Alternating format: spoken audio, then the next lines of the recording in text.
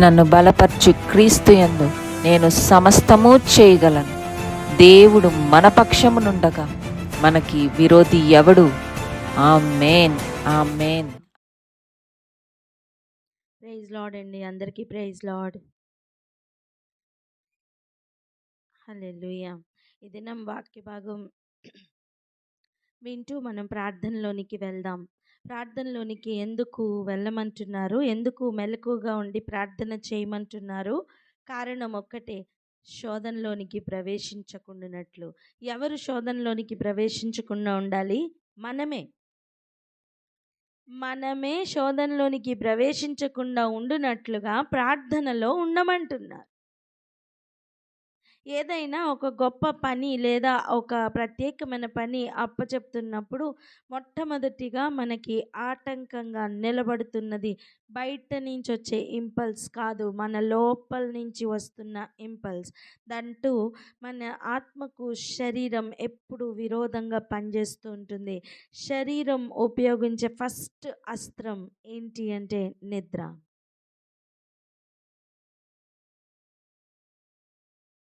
దయచేసి ఈరోజు దాని గురించి కొంచెం అధ్యయనం చేసుకుందాం, ఆలోచన చేద్దాం.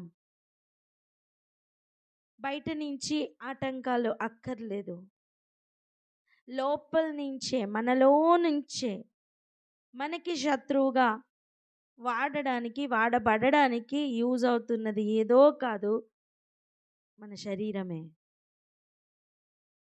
అందుకే ప్రభు అక్కడ చెప్తున్నారు, ఆత్మ సిద్ధమే, శరీరం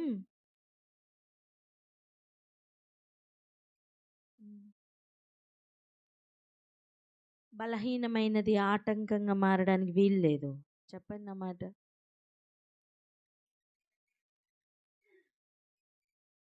గొప్ప గొప్ప వాటిని నువ్వు స్వాధీనపరచుకోవాలి అంటే మొట్టమొదటిగా నీ శరీరం నువ్వు స్వాధీనపరచుకో. పక్కవారితో చెప్దాం.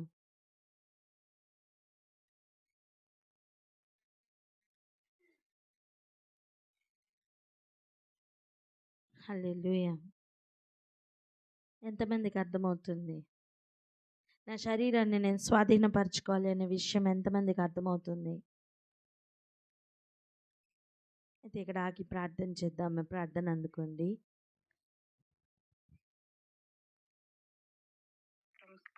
స్తోత్రములయ్యా నాయన, శోధనలోనికి ప్రవేశించకుండానట్లుగాను ప్రభా మెలకు కలిగి ఉండేటువంటి వారుగా నాయన, నా తండ్రి ప్రభా, నాయన మీ కృప మాకు అనుగ్రహించండి తండ్రి. మీకు వందనాలు నాయన. మీరు ఏదైనా పని అప్పచెప్పినప్పుడు నాయన, నా తండ్రి ప్రభా, మొట్టమొదటిగా నా తండ్రి ప్రభా, ఆత్మ శరీరానికి విరోధి గనుక నా తండ్రి ప్రభా, శరీరం నా తండ్రి ప్రభా నిద్రను కలగజేస్తుందని, ఆ పనికి ఆటంకముగా నిలబడుతుందని మీరు సెలవిచ్చి ఉన్నారు.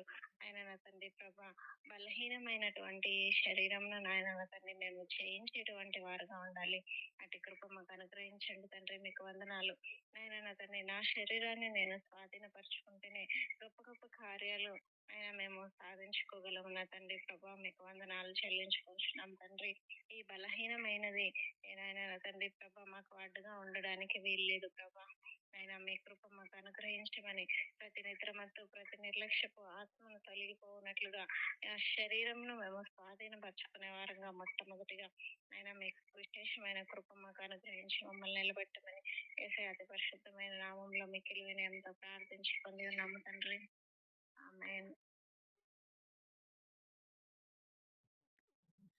ఈ నిద్ర మత్తును మనం దాటాలి. ఈ మత్తు మనల్ని చురుకుగా లేకుండా చేస్తుంది, అర్థం సోమరితనంలో పడివేస్తుంది. మొట్టమొదటిగా మనం నిద్రమత్తులో నుంచి బయటికి రావాలి అంటే మనం వదిలిపెట్టవలసింది సోమరితనాన్ని. చెప్పండి పక్కవారితో, ఏం వదలాలి? సోమరితనాన్ని వదిలిపెట్టాలి. అప్పుడు మనం ఏం స్వతంత్రించుకోవాలి అంటే చురుకుదనాన్ని స్వతంత్రించుకోవాలి. సోమరివాని గురించి ఎన్నో మాటలు మనం చదువుతూ ఉన్నాం. మచ్చుకకి ఒక్కొక్క కొన్ని మాటలు చూసి వద్దాం రండి. సామెతల గ్రంథం, సామెతలు 26వ అధ్యాయం 13వ వచనం చదువుదాం. సోమరి దారిలో సింహమున్నదనును, వీధిలో సింహమున్నది అనును. సోమరివాడు ఏమంటాడంట, దారిలో ఏముందట, సింహం ఉంది. వీధిలో ఏముందట, సింహం ఉంది. ఈ రోజుల్లో సింహం దాకా అక్కర్లేదు, గ్రామ సింహం ఉన్నా చాలు. ఏంటి గ్రామ సింహం? ఒక కుక్క అడ్డొచ్చినా చాలు. సోమరివాడు దారిలో సింహం ఉన్నదని ఎందుకు చెప్తున్నాడు? ఆ దారిలో వెళ్ళవలసి వస్తుంది గనుక. సింహం ఉన్నది అని వంక చెప్పి ఆ దారిలో వెళ్ళకుండా ఆగిపోతున్నవాడు సోమరి. వీధిలో సింహం ఉన్నది అని చెప్పి ఆగిపోతున్నవాడు సోమరి.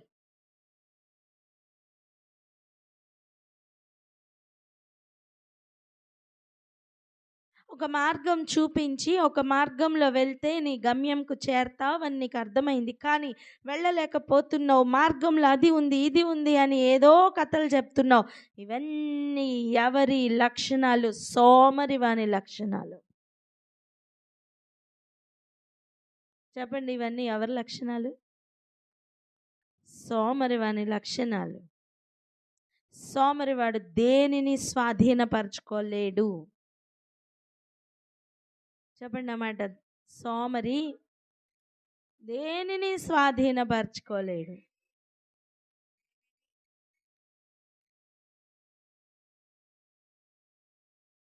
ఇంకా చూడండి, ఉతక మీద తలుపు తిరుగును, తన పడక మీద సోమరి తిరుగును.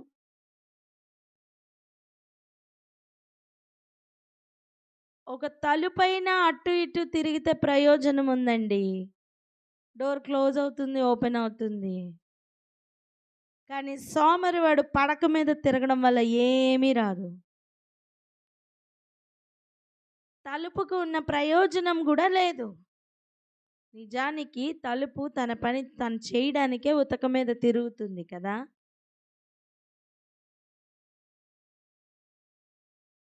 తలుపు మనమే తోస్తాం ముందుకి వెనక్కి. ఆ ఉతక అనేది అది కనీసం యూజ్ అవుతుంది. సోమరివాని పడక దేనికి యూజ్ అవుతుందండి?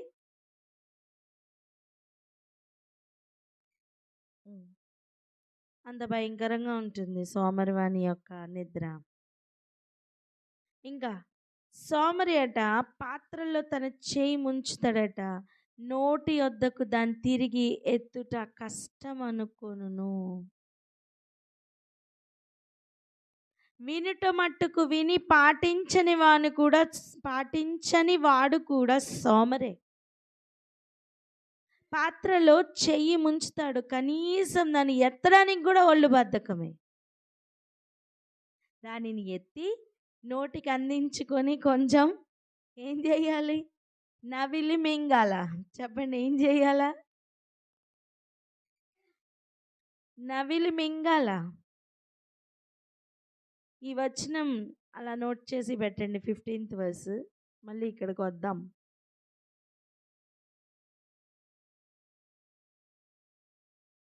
హేతువులు చూపగల 7 కంటే సోమరి తన దృష్టికి తానే జ్ఞానిని అనుకొనును.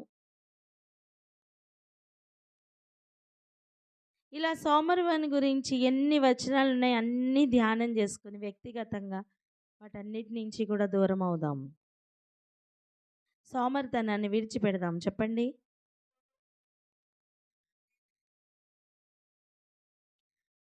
ఇక సోమరివాని పొలము దాటి రాగా దాని నిండా ఏముంటాయి? దూలగొండ చెట్లు ఉంటాయి, బలిరక్కసి చెట్లు మొలిచి ఉంటాయి. కారణం, వాడు రోజు పొలానికి వెళ్ళడు. నీ భూఫలం, నీ గర్భఫలం ఆశీర్వదిస్తానని చెప్పిన దేవుడు గర్భఫలం మీద శ్రద్ధ పెట్టకపోతే ఆ పుట్టిన పిల్లలు ఎలా పడితే అలా ఎదుగుతారు. గర్భఫలం కావాలని ఏడ్చి ఏడ్చి ఏడ్చి సంపాదించుకోవడం గొప్పతనం కాదు. ఆ గర్భఫలాన్ని కనిపెట్టుకుని ఉండి జాగ్రత్తగా, దేవుడిచ్చిన గిఫ్ట్ కదా, దేవుడిచ్చిన స్వాస్థ్యమే కదా, జాగ్రత్తగా కనిపెట్టుకొని పెంచాలి కదా.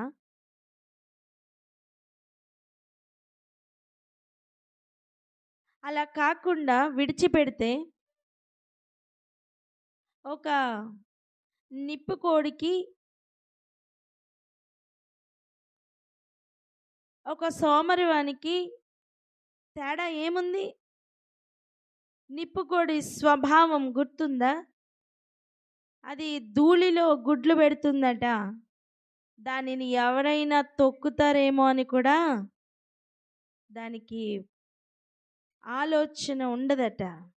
బికాస్ దానిని తెలివి లేని దానిగా దేవుడు చేశారట.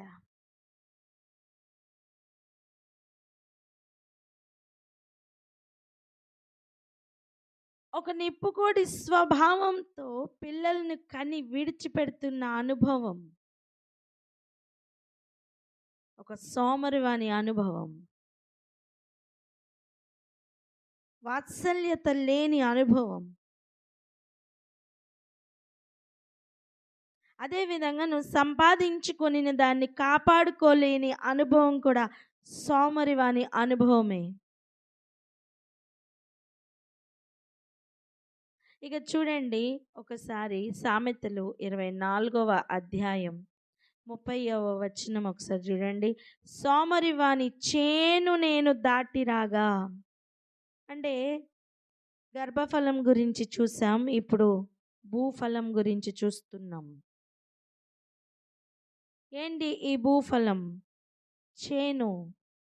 చేను దాటి వస్తేనట, తెలివి లేని వాని ద్రాక్ష తోట నేను దాటి రాగా, ఇదిగో దాని అన్నంతట ముండ్ల తుప్పలు బలిసి ఉండెను, దూలగొండు చెట్లు దాన్ని కప్పి ఉండెను. అయ్యా సోమరి, అవి కప్పేంత వరకు ఏం చేస్తున్నావు? ముండ్ల తొప్పలు రాగానే వాటిని వేర్లతో సహా తీయాలి కదా. ఏం చేస్తున్నావు సోమరి? అడగండి, ఏం చేస్తున్నావు సోమరి అని.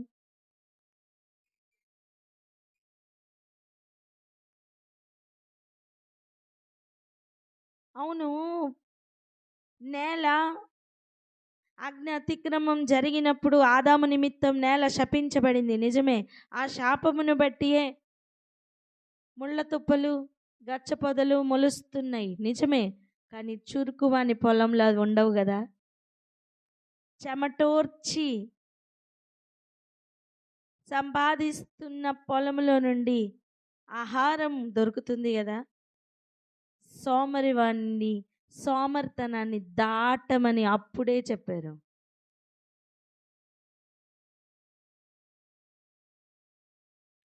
రండి ఒకసారి ఆదికాండంకి వెళ్దాం. ఆజ్ఞ అతిక్రమమును బట్టి మనకి దొరికిన పనిష్మెంట్ని ఒకసారి చూద్దాం. ఎంత కృప కలిగిన దేవుడండి. 3వ అధ్యాయం 17వ వచనం ఒకసారి చూడండి. ఆయన ఆదాముతో, నీవు నీ భార్య మాట విని తినవద్దని నేను నీకు ఆజ్ఞాపించిన వృక్ష ఫలములు తింటివి గనుక నీ నిమిత్తం నేల శపింపబడి ఉన్నది. అయ్యా, నువ్వు పండు తిన్నావు, నిన్ను కదా శపించాలి. నీ నిమిత్తం నేలనెందుకయ్యా దేవుడు శపించారు? పిల్లల మీద కోపం వచ్చినప్పుడు వాళ్ళ మీదకి ఇసరవలసిన నీ చేతిలో ఉన్న గరిటో, రిమోటో, ఫోనో నువ్వు వేరే వాటి మీదకి ఇసురుతావు. దాని అర్థం ఏంటి? దెబ్బ వాళ్ళ మీద పడకుండా నీ కోపాన్ని నీ చేతిలో ఉన్న వాటి మీద చూపిస్తావు. 1. 2, నేల నుంచి తీయబడిన ఆదామును, ఆ ఆరిజిన్ ప్లేస్ని శపిస్తున్న దేవుడు. మనం చూడండి, పిల్లల్ని ఎవరినైనా అనేటప్పుడు మీ అమ్మ ఇదే నేర్పించిందా, మీ నాన్న ఇదే నేర్పించారా అని అంటాం. అర్థమేంటి? వారి ఆరిజిన్ ప్లేస్ని మనం తాకుతూ ఉంటాం. వారి ఆరిజిన్ ప్లేస్ మనకు అర్థమవుతుంది. మన నిమిత్తం ఆయన నామం దూషించబడుతుంది. కారణం ఏంటి? మన ఆరిజిన్ లేదా మనల్ని పంపించిన దేవుడు దూషింపబడుతున్నారు. అలా ఆయన దేవుడు కృప చేతనే ఆదాము మీదకి శాపము రప్పించకుండా భూమి మీదకి దానిని రప్పించారు. ఒకసారి చూడండి, నీ నిమిత్తం నేల శపించబడి ఉన్నది.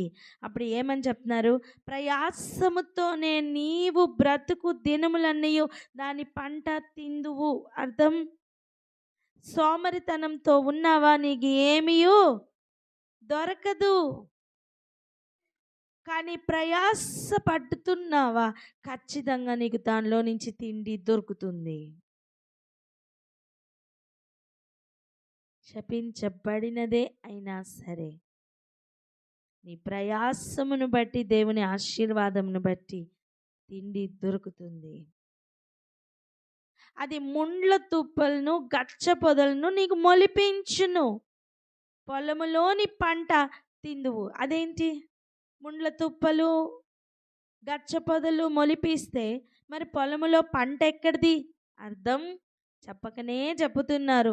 నువ్వు సోమరితనంతో ఉన్నావా? అవి ఎక్కువై నీ పొలమంతా కప్పివేస్తాయి. ముండ్ల తుప్పలు నీ పొలాన్ని ఏం చేస్తాయి? కప్పివేస్తాయి. సహజ సిద్ధంగా అవి ఎదుగుతాయి. అయినా సరే నువ్వు ప్రయాస పడుతున్నావా? నువ్వు చెమటోరుస్తున్నావా? నువ్వు ఖచ్చితంగా పొలంలో పంట తింటావు.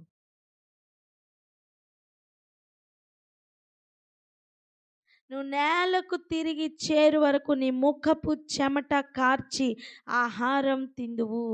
అర్థం, నీ కష్టం, నీవు నీ చెమట బయటికి రావాల్సిందే.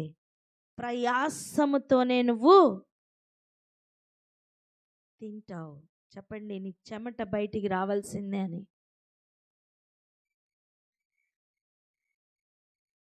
మళ్ళీ చెప్దాం, నీ చెమట బయటికి రావాల్సిందే అని.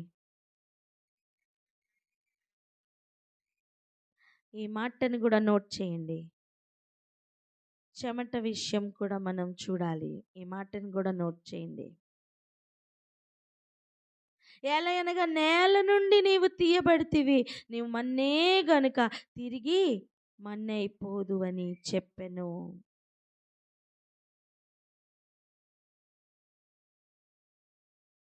ఇప్పుడు ఆలోచించండి.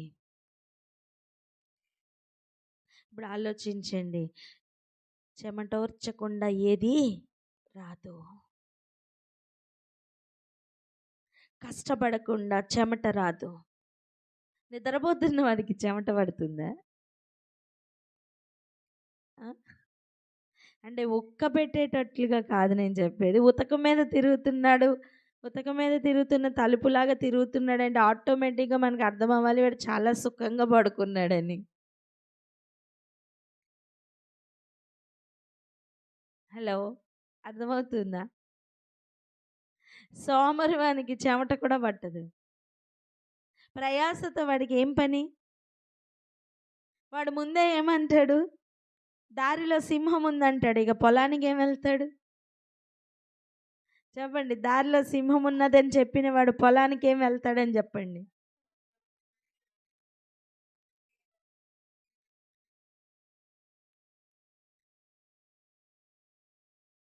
ఈరోజు రాసి పెట్టుకోండి. నువ్వు ప్రయాస ఎక్కువ ఉంది అని చెప్పి తప్పించుకోవడానికి రెడీ అవ్వకు. ఎందుకంటే అక్కడ నీకు ఖచ్చితంగా నీ చెమటని నువ్వు అక్కడ కారుస్తున్నావు.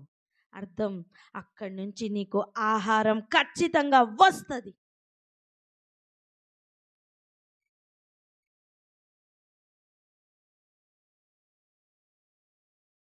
చెప్పండి, చెమట కార్చిన పొలము నుండి ఆహారం వస్తుంది అని.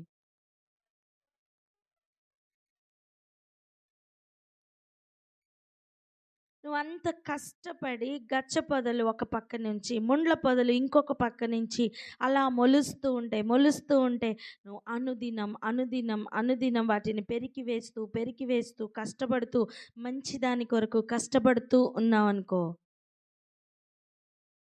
ఖచ్చితంగా నువ్వు ఆహారం తింటావు.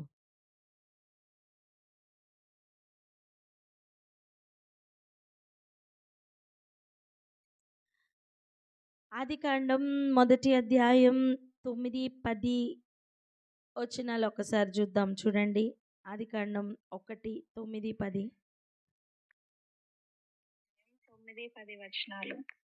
దేవుడు ఆకాశం క్రిందనున్న జలములలోక చోటనే కూర్చబడి ఆరిన నేల కనపడను గాకని పలుకగా ఆ ప్రకారమాయెను. దేవుడు ఆరిన నేలకు భూమి అను పేరు పెట్టెను, జలరాశికి ఆయన సముద్రములని పేరు పెట్టెను. అది మంచిదని దేవుడు చూచెను. ఇప్పుడు చదవండి 12వ వచనం. ఆదికాండము 1 అధ్యాయము 12వ వచనము.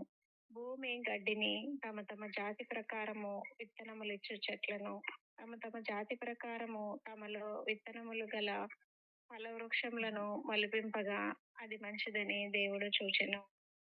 మొదట అన్ని మంచిదిగానే ఉన్నాయి. మన నిమిత్తం నేల శపించబడినప్పుడే ఈ ముండ్ల తుప్పలు వచ్చాయి.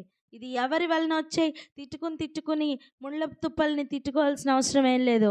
ముళ్ళ తుప్పలు చూస్తున్నప్పుడు గుర్తు రావాలి, ఇది మన దోషము వలనే వచ్చిందని.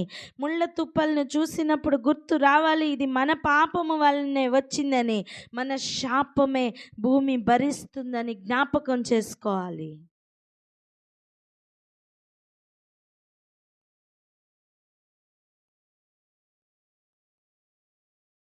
ఇప్పుడు చురుకువాడు ఖచ్చితంగా ఈ ఏరియాలో సెట్ అయిపోతాడు,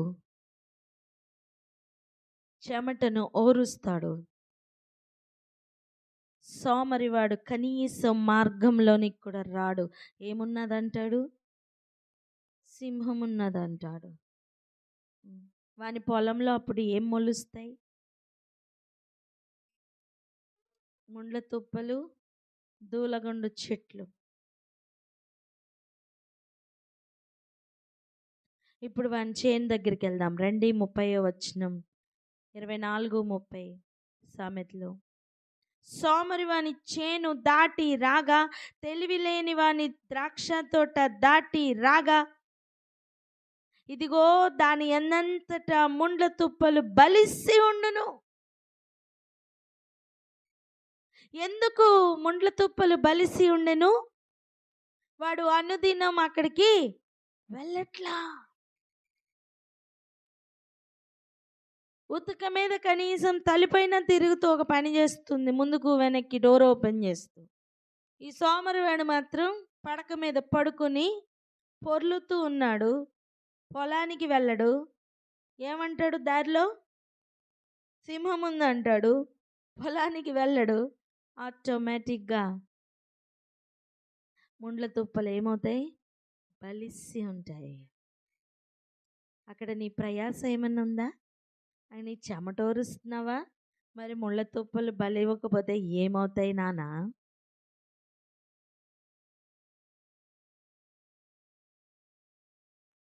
దూలగుండు చెట్లు దాన్ని కప్పేస్తాయట. ఇక మంచిది ఎలా వస్తుంది? దేవుడు మొదటిగా చేసినప్పుడు అంతటిని మంచిగానే చేశారని చదువుతున్నామే 9వ వచనంలో, 12వ వచనంలో.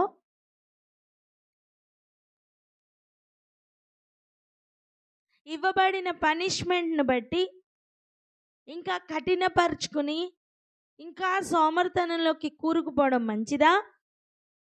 లేదా ఒక చిన్న క్లూ దొరికింది కదా, ఒక చిన్న ఆప్షన్ దొరికింది కదా, ఒక చిన్న అవకాశం దొరికింది కదా, ప్రయాసపడితే ఆహారం దొరుకుతుందని ఏ మార్గం ఎన్నుకోవడం మంచిది? ఎలాగో నేల శపించబడింది గనుక, ఎలాగో ముండ్ల తుప్పలే వస్తాయి గనుక గచ్చ పొదలే ఉంటాయి గనుక విడిచిపెట్టడం మంచిదా, ప్రయాసపడడం మంచిదా చెమటోర్చి?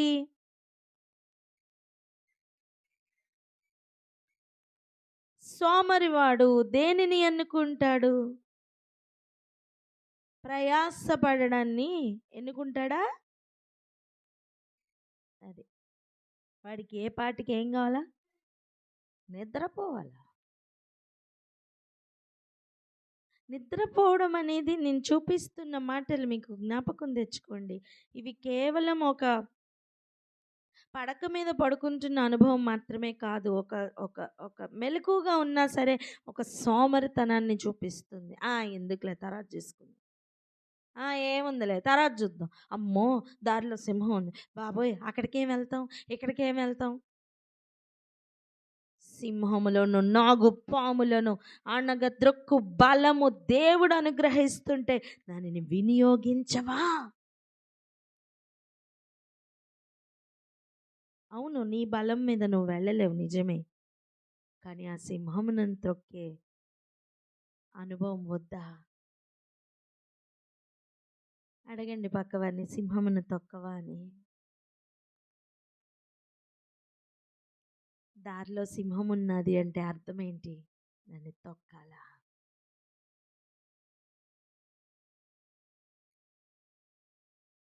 ఎన్నిసార్లు భయపడి ఆగిపోతావు?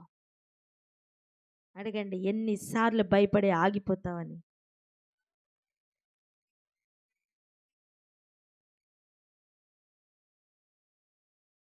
ఇక తెలివిలేని వాని ద్రాక్ష తోట దాటి రాగా. ద్రాక్ష తోట దేనికి సాదృశ్యం? ద్రాక్ష తోట దేనికి సాదృశ్యం? సంఘమునకు సాదృశ్యం.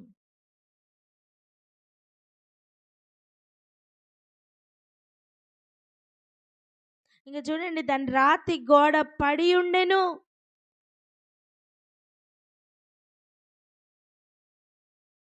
వీడికి పట్టింపు లేదు, వీడికి తెలియదు అసలు రాతి గోడ పడిపోయిందని కూడా. పొలములోని ప్రాకారములు పడిపోతే కూడా తెలియదండి సోమరుడికి.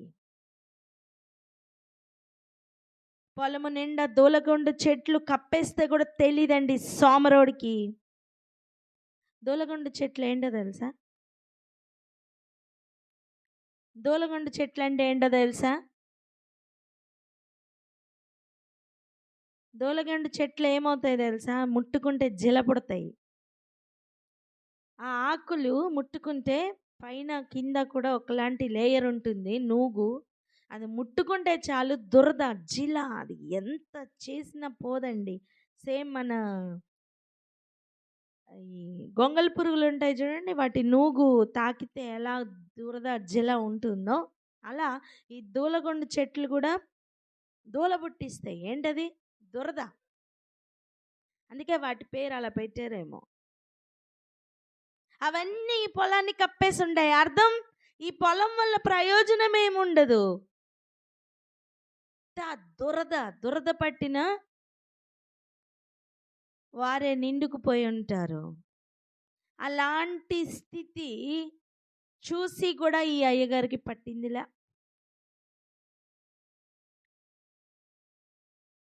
ఇంకా చూడండి, నేను దాన్ని చూచి యోచన చేసుకుంటుని, దాన్ని కనిపెట్టి బుద్ధి తెచ్చుకుంటుని.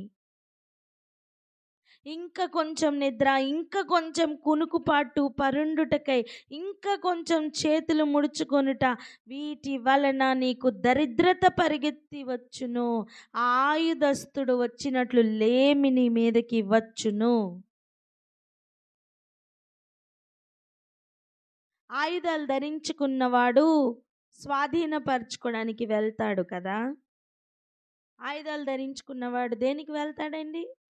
జయించుటకు వెళ్తాడు, స్వాధీనపరచుకోవడానికి వెళ్తాడు. అలా లేమి తనకున్న ఆయుధాలన్నీ ధరించుకుని వస్తుంది. ఏంటి? ఎవరి మీదకి? సోమరి మీదకి. చెప్పండి, ఎవరి మీదకి?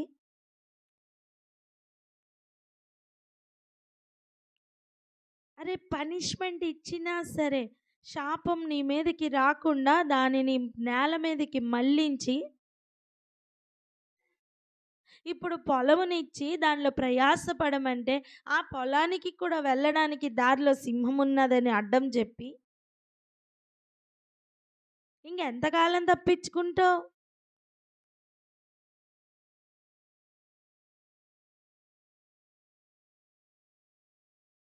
నేనంటాను ఆ సింహం ఏదో ఈ మంచం మీదకి వస్తే బాగుండు,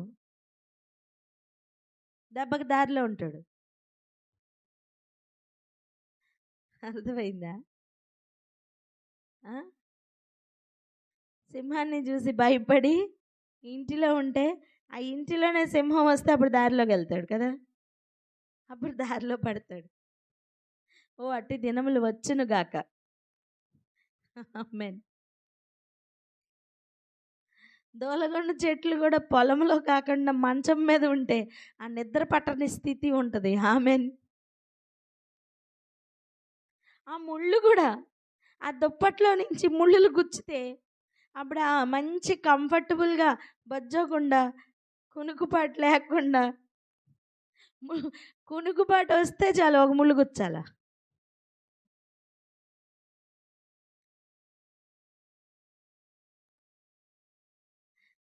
సోమరి, చెప్పండి సోమరి అని.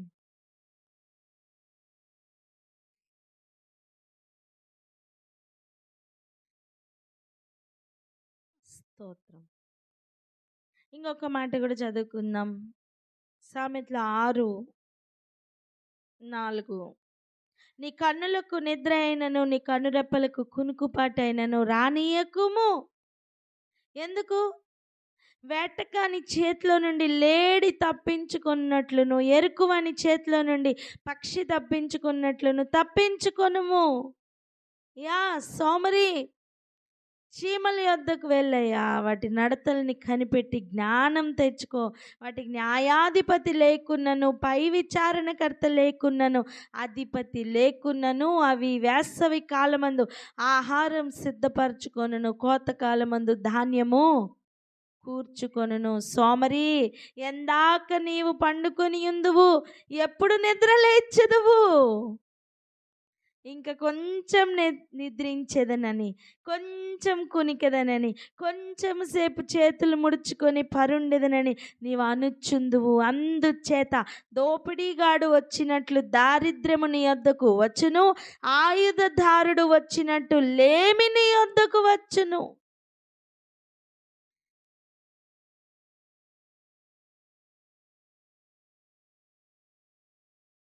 అడగండి, సోమరి ఎందాక పండుకుంటావయ్యా?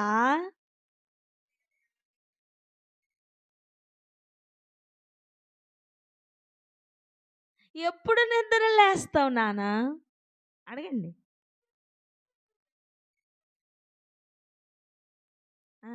ఇప్పుడు అమ్మగారులను అడుగుదాం. 9వ వచనమే చదువుతున్నాం చూడండి. 9వ వచనం. సోమరి, పిలవండి. ఎందాక నీవు పండుకుంటావమ్మా? ఆ అమ్మగారులకి పంచకపోతే ఎలాగా? ఎప్పుడు నిద్రలు లేస్తావమ్మా? అడగండి. భలే ఇంట్రెస్టింగ్ టాపిక్ కదా.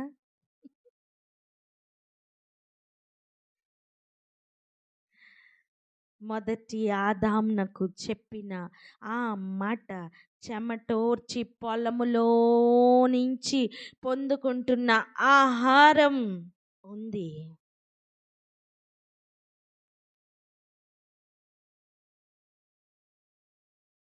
ఇక్కడ ఆగి ప్రార్థన చేద్దాం. ఈ సోమరితనం నుంచి పూర్తి విడుదల కలుగును గాక. ప్రార్థన అందుకోండి. మహోన్నతుడ, పరిశుద్ధుడ, ప్రభా, స్తుతి స్తుతి స్తోత్రములు స్తోత్రములు తండ్రి. ఆయన నా తండ్రి ప్రభా, భయంకరమైనటువంటి సోమరితనము నా తండ్రి ప్రభా తొలగిపోవునుగా కానీ ప్రార్థిస్తున్నాము. నాయన మీకు వందనాలు నా తండ్రి.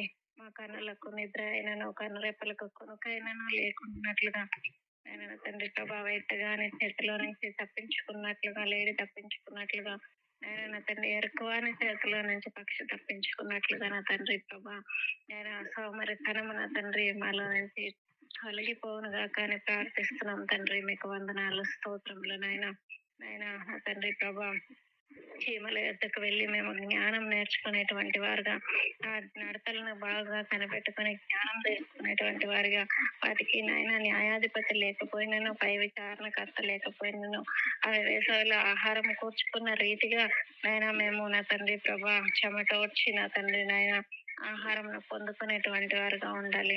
ఆయన భూమిని చూచి నా తండ్రి ప్రభా ఇది మంచిది అని నాయన పలికి ఉన్నప్పటికీ నా తండ్రి ప్రభా శక్తింపబడిన నేల నుంచి ఆయన ఆదాముకు నా తండ్రి చెమట వచ్చి ఆహారం పొందుకుంటావు, నువ్వు తింటావు అని చెప్పి ఉన్నారు.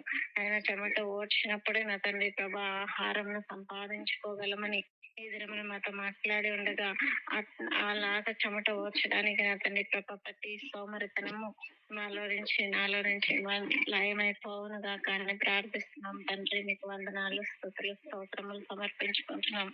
ఆయన నా తండ్రి ప్రభా సాకులు చెప్పేటువంటి వారుగా ఉండొద్దు.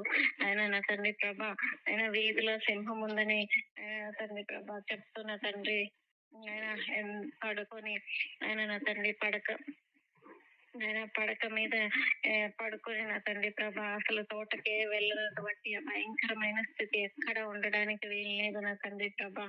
అది ఆయన నా తండ్రి ప్రభా ఆ స్థితిలో ఉండకుండా ఆయన నా తండ్రి ప్రభా ప్రతి నిద్రమత్తు, ప్రతి నిర్లక్ష్య స్వభావము, ఆయన ప్రతి సోమరితనము నా తండ్రి ప్రభా ఆయన నా తండ్రి ప్రభా ఇంకొంచెం పడుకుంటాను, ఇంకొంచెం కొనుకపాటు పడతాను అన్నప్పుడు ఆయుధములు ధరించుకున్న వాడి వల్లే నా తండ్రి ఆ పనిష్మెంట్ వస్తూ ఉండగా నా తండ్రి ప్రభా ఆ రీతిగా నా తండ్రి ఉండకుండా నా తండ్రి ప్రభా ప్రతి సోమరితనము లయమైపోవునుగా కానీ ప్రార్థిస్తున్నాము తండ్రి. మీకు వందనాలు స్తుతులు స్తోత్రములు సమర్పించుకుంటూ ఎల్లప్పుడూ మెలకువగా ఉండేటువంటి ఒక స్థితిని మాకందరికీ దయచేయమని నిద్ర పట్టని ప్రార్థన ఆత్మచేత ప్రతి ఒక్కరిని నింపమని వేడుకొంచు ఆయన నా తండ్రి ప్రభా ఆయన మమ్మల్ని నా తండ్రి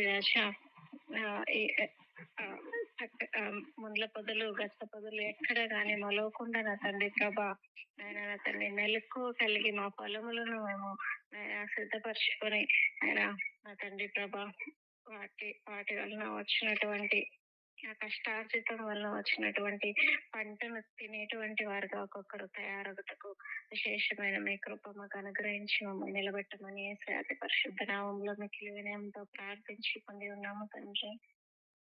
ఆమేన్. ఆమేన్. ఆగుదామా ఇంకా చూద్దామా?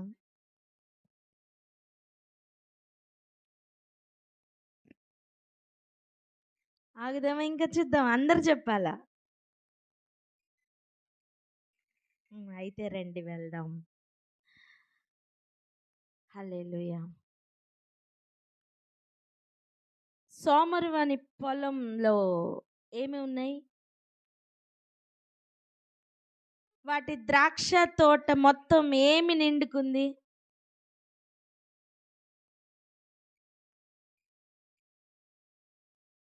దాన్ని అండర్లైన్ చేయండి సరేనా?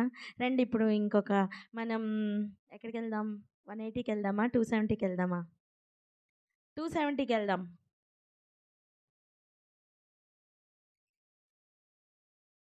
టూ 270 అంటే ఏది?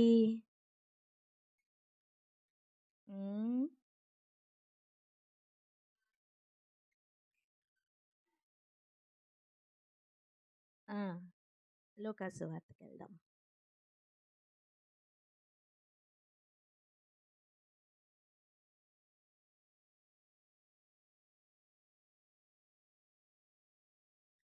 లేదు 180కే వెళ్దాం. 180 అంటే లూకా,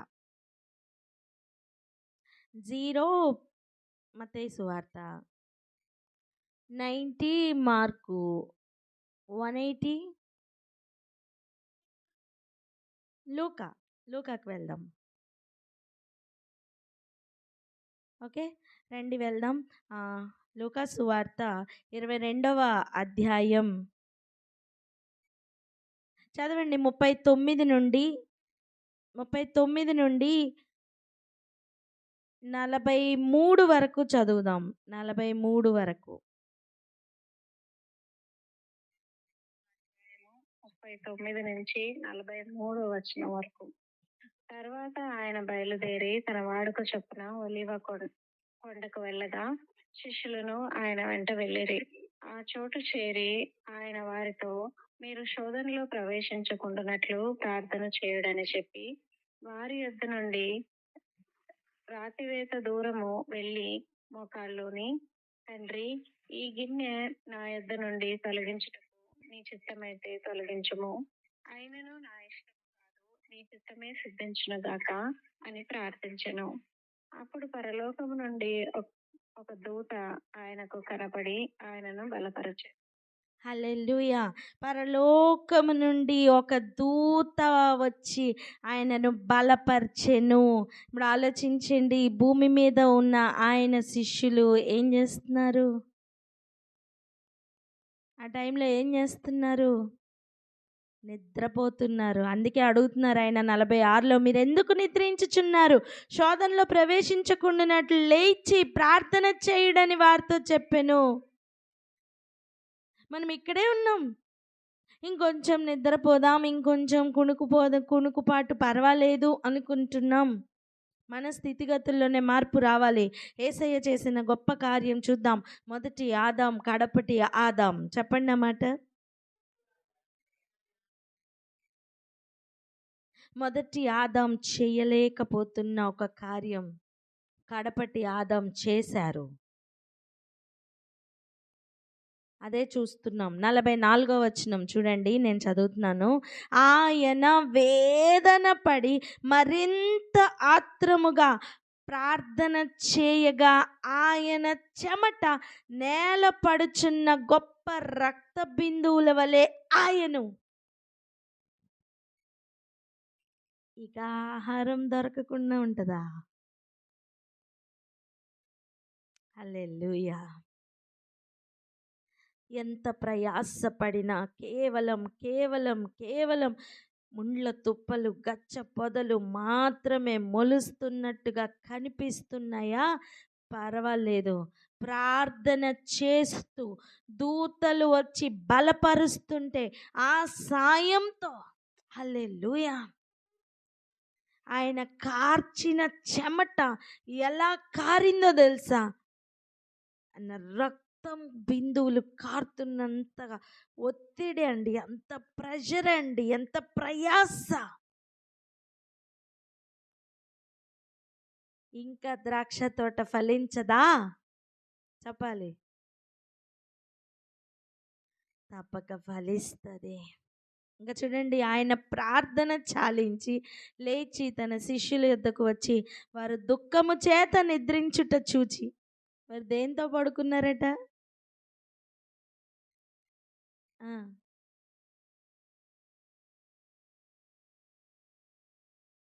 నిద్రను దాటడం ఎంత అవసరమో గమనిస్తున్నామా? ఇంకా 47 ఆయన ఇంకనూ మాట్లాడుచుండగా, ఇదిగో జనులు గుంపుగా వచ్చారు. ఈ లోపల 12 మందిలో ఉన్న యోధా అనబడిన వాడు వారికంటే ముందుగా నడిచి యేసును ముద్దు పెట్టుకుంటకు ఆయన యొద్దకు రాగా, అంటే ఆయన అప్పగించబడడానికి జస్ట్ ముందు జరిగిన సన్నివేశం ఇది. వింటున్నారా? ఎంత చెమట, ఎంత ఆయన కార్చారో ఒక్కసారి ఆలోచించండి. ఆయన కార్చిన చెమటకు ఖచ్చితంగా ప్రయోజనం ఉంటుంది. ఎవరు చెప్పారు నీవు చెమట కారుస్తావని? నీ నిమిత్తం ఆదాము నీ భార్య మాట విని నువ్వు తినద్దని చెప్పిన పండు తిన్నావు గనుక నీ నిమిత్తం నేల శపించబడిందయ్యా. ఎందుకు నీ కుటుంబం మొత్తం, ఎందుకు నీ పొలం మొత్తం దూలగొండు చెట్లతో ఎందుకు నిండుకొని ఉందో ఇప్పుడు అర్థమైందా?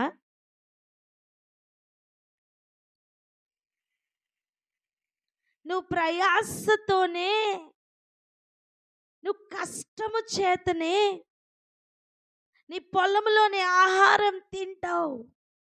నువ్వు చెమటోర్చకుండా నీకు ఏమీ చెప్పాలి దొరకదు. ఇక నువ్వు చెమటే కదా ఓర్చాలి, అయ్యో ఇంత కష్టం అని చెప్పి మానివేస్తే ఆ పొలం దేంతో నిండుకుంటుంది? ముండ్ల తుప్పలు. ఇంకా చదివాం కదా మన వాక్యం, చెప్పండి, దూలగొండు చెట్లు. అర్థమైందా? ఇలాంటి పరిస్థితిలో కడపటి ఆదామైన యేసయ్య ఆ పొలంలోనికి కారుస్తున్నది ఏంటో తెలుసా? ఆయన చెమట. ఆయన ఎంత ఒత్తిడికి గురయ్యారో ఇప్పుడు ఆలోచించండి. ఉతకం మీద తిరుగుతున్న తలుపు వలె తిరుగుతున్న, పండుకొని అటు ఇటు ఇటు అటు తిరుగుతున్న సోమరివానికి ప్రార్థన వస్తుందా? ప్రార్థనలోని చెమట వస్తుందా?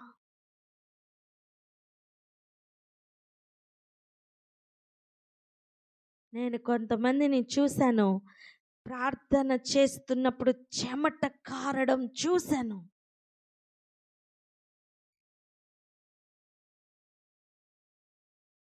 మీ ప్రయాస వ్యర్థం కాదు నాన్న.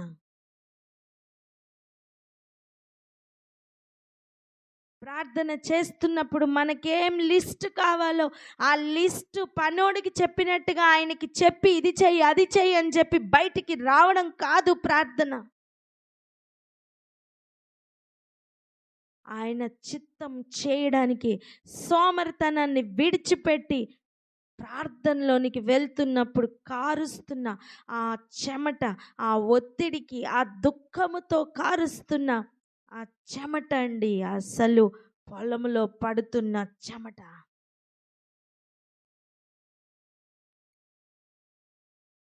కడపటి ఆదాముగా యేసయ్య అప్పగింపబడడానికి ముందు కార్చిన ఆ చెమట రక్త బిందువుల వలె పడుతుండగా ఇక ఆ పొలములో నుండి ఫలము రాకుండా ఉంటుందా? రాత్రంతా ప్రార్థనలో ఉండి, పగలంతా పనిలో ఉండి, ఎల్లప్పుడూ తండ్రితో కనెక్షన్లో ఉండి ప్రయాసపడిన కడపటి ఆదాం చెప్తున్న మాట, నేనే మార్గం, నేనే సత్యం, నేనే జీవమని. ఈరోజు నిన్ను నన్ను దేనికి పిలుస్తున్నారు తెలుసా? ఆ కడపటి ఆదామునకు భార్యగా ఉంటావా? అప్పుడు ఆ భార్యకు కావలసిన క్వాలిటీ ఏంటో తెలుసా? వెళ్దాం రండి.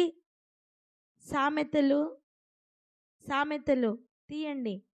బైబిల్స్ ఉన్నవారు ప్రతి ఒక్కరు తీయండి. సామెతల గ్రంథం 31వ అధ్యాయం.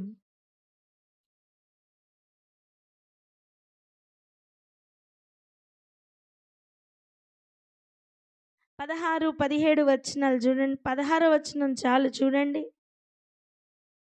ఆమె పొలమును చూచి దానిని తీసుకొనును. హల్లెలూయా.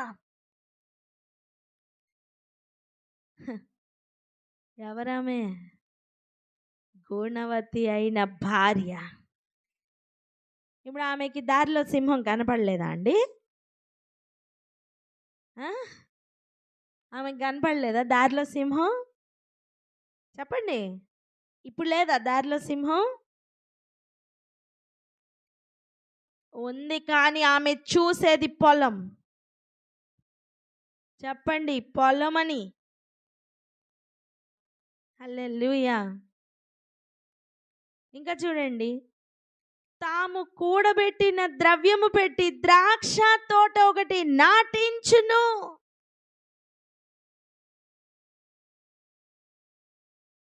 సోమరివాడు ఉన్న ద్రాక్ష తోట మొత్తం దూలగొండ్ల చెట్లతో నింపుకుంటే గుణవతి అయిన భార్య ద్రాక్ష తోటను నాటించును.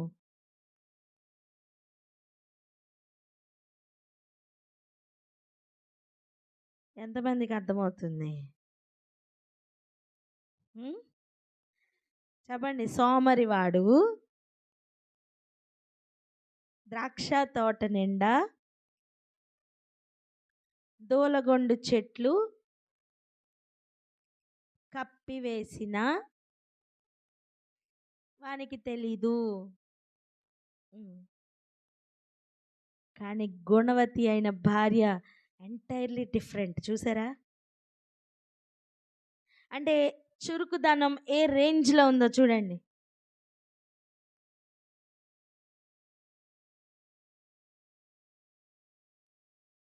అంతేకాదు, ఆమె నడికట్లు చేత నడుము బలపరుచుకొని చేతులతో బలముగా పని చేయును. హల్లెలూయా. దేని చేత నడుము బిగించుకొనును? నడికట్టు. నడుంకి కట్టుకునేది ఏంటి? సత్యం అనే దట్టి. చెప్పండి. అబద్ధము మాత్రమే పరిపాలన చేస్తున్న ఈ కాలంలో నడుమును బిగించుకుంటున్న గుణవతి అయిన భార్య వంటి సంఘం లేచునుగాక. కడపటి ఆదాం చెమటను కార్చారండి. ఎక్కడ కష్టపడ్డారో తెలుసా? ప్రార్థనలో కష్టపడ్డారు. పొలములో వెళ్ళి ఎండకు పని చేస్తుంటే కార్చే రక్తం కాదది. తండ్రి చిత్తమును నెరవేర్చడానికి పడుతున్న ప్రయాసది.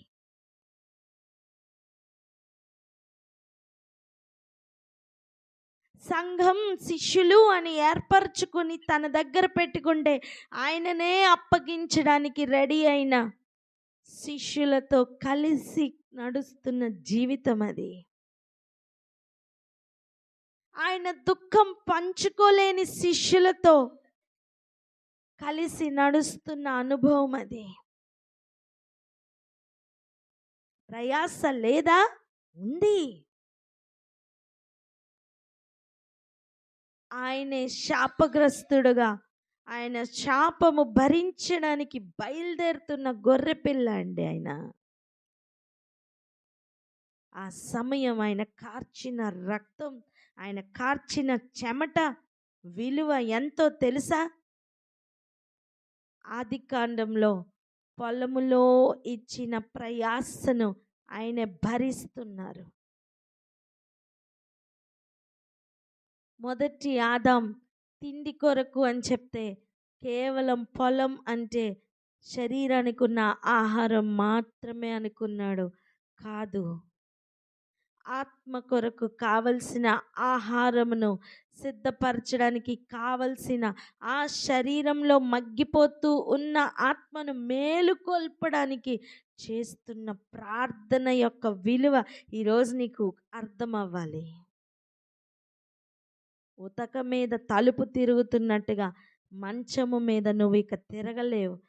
ఈ పెయిన్ నీకు అర్థమైతే, ఆయన దుఃఖం నీకు అర్థమైతే, ఆయన లోపల ఉన్న బాధ నీకు అర్థమైతే సోమరితనాన్ని విడిచిపెట్టు. చెప్పండి పక్కవారితో.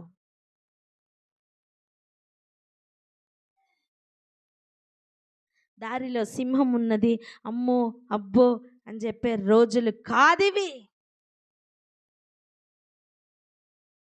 నువ్వు కడపటి ఆదాముకు భార్యగా ఉండాలా? అయితే ఇదిగో ఆమె పొలమును చూచును, దానిని తీసుకొను.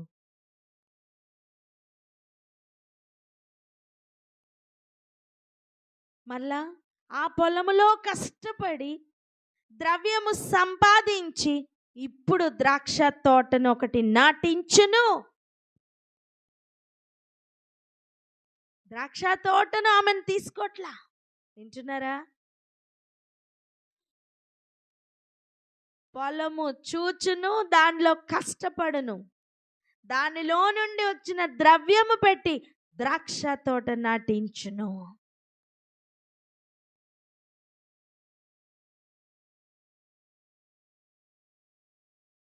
ప్రయాస పడని సోమరి కంటే ద్రాక్ష తోట నాటించిన గుణవతి అయిన భార్య మేలు.